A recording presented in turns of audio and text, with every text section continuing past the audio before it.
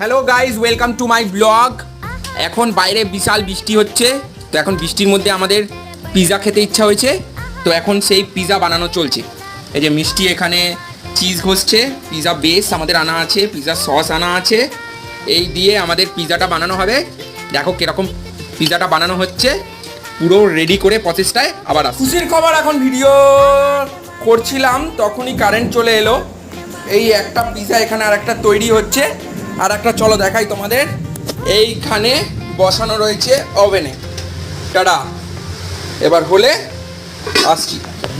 একটা কড়াইয়ের মধ্যে দিয়েছি, আর একটা এখন মাইক্রোওয়েভে যাচ্ছে, তো দেখি কোনটা ভালো টেস্ট হয় তোমাদের জানাবো। চলে গেল একটা, চলো আবার পরে আসছি।